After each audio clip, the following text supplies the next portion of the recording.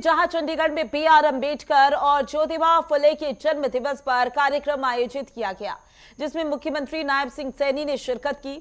और इस दौरान मुख्यमंत्री ने कहा कि इन महान विभूतियों के दिखाए मार्ग पर चलते हुए सरकार पूरी निष्ठा से समाज के अंतिम व्यक्ति के उत्थान के लिए प्रतिबद्ध है। सीएम नायब सिंह सैनी ने और क्या कुछ कहा, इस खास रिपोर्ट में देखें। बी.आर. अंबेडकर और ज्योतिबा फुले का जन्म दिवस।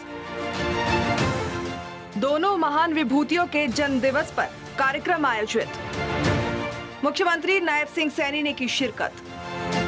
चंडीगढ़ के सिविल सचिवालय में डॉक्टर भीमराव अंबेडकर और महात्मा ज्योतिबा फुले के जन्म दिवस के उपलक्ष्य में समारोह आयोजित हुआ, जिसमें मुख्यमंत्री नायब सिंह सैनी ने बतौर मुख्य अतिथि शिरकत की। इस दौरान उन्होंने कहा कि दो महापुरुषों ने अपने कर्म और विचार से देश और समाज को दिशा देने का काम किया। दोनों ने अपना संपूर्ण जीवन समाज के उस वर्ग के उत्थान में लगाया जिसे सदियों तक उपेक्षित और वंचित रखा गया। दो महान विभूतियों का उनके जन्मदिन के अवसर पर हम उनको याद करने के लिए एकत्र हुए हैं। साथियों, ये दोनों महान विभूतियां महात्मा ज्योतिबा फुले, डॉक्टर भीमराव अंबेडकर जी। साथियों, ये केवल ये महापुरुष नहीं थे, इनके जीवन को अगर हम देखते हैं, गहराई से अगर देखते हैं, इन्होंने समाज में समानता, शिक्षा और न्याय की ज्योति जलाने वाले ये दोनों युग दृष्टा हैं। जब समाज में अंधविश्वास, भेदभाव, अशिक्षा को लोगों को जिसने जकड़ा हुआ था, साथ ही उन्होंने कहा था, महात्मा ज्योतिबा फुले ने कहा था कि शिक्षा वो शक्ति है। ये महात्मा ज्योतिबा फुले जी ने कहा था कि शिक्षा वो शक्ति है जो इंसान को गुलामी की जंजीरों से मुक्त करती है। शिक्षा वो ताकत है, ये महात्मा ज्योतिबा फुले ने कहा था।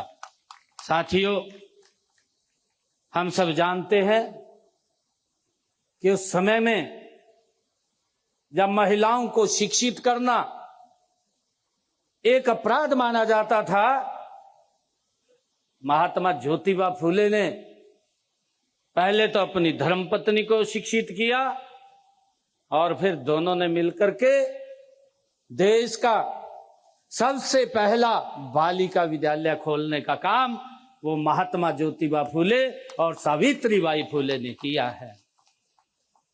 साथियों, हम सब जानते हैं डॉक्टर भीमराव अंबेडकर जी, उनके जीवन, उन्होंने अपने जीवन में संघर्ष, साथियों कौन नहीं जानता उनका जीवन संघर्ष, साथियों ज्ञान और संविधान निर्माता निर्माण से उन्होंने भारत को एक नई दिशा देने का काम वो डॉक्टर भीमराव अंबेडकर जी ने किया है।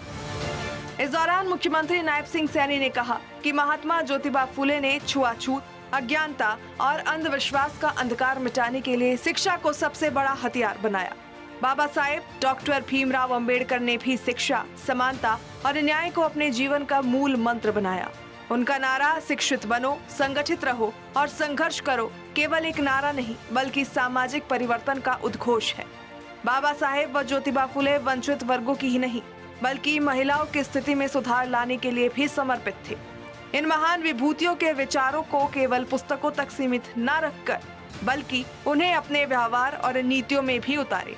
महिलाओं को आर्थिक रूप से मजबूत करने के लिए प्रदेश में दीनदयाल लाडो लक्ष्मी योजना की शुरुआत की गई। प्रदेश में पंचायती राज संस्थाओं में 50% महिलाएं चुनकर आती है। पिछड़ा वर्ग की भी पंचायती राज संस्थाओं व शहरी स्थानीय निकायों में आरक्षण देकर उन्हें राजनीतिक रूप से सशक्त किया। अनुसूचित जातियों को प्रथम पद, द्वितीय श्रेणी के पदों में भी 20% आरक्षण प्रदान किया। अनुसूचित जाति व पिछले वर्गों के छात्रों को शिक्षा के प्रोत्साहन के रूप में 12,000 रुपए तक की वार्षिक छात्रवृत्तियां दी जा रही है। इन दोनों महापुरुषों को दिखाए रास्ते पर चलते हुए हमारी डबल इंजन सरकार सबसे पहले सबसे गरीब व्यक्ति के उत्थान का काम कर रही है। महापुरुषों के आदर्श को जन जन तक पहुंचाने के लिए नायब सरकार प्रतिबद्ध है और ये कार्यक्रम भी उसी का उदाहरण है। सरकार की ये प्रतिबद्धता न केवल उन महानायकों के प्रति सच्ची श्रद्धांजलि है, बल्कि ये एक ऐसी विरासत का निर्माण भी कर रही है जो आने वाले समय में प्रदेश और देश के विकास में मार्गदर्शक का कार्य करेगी।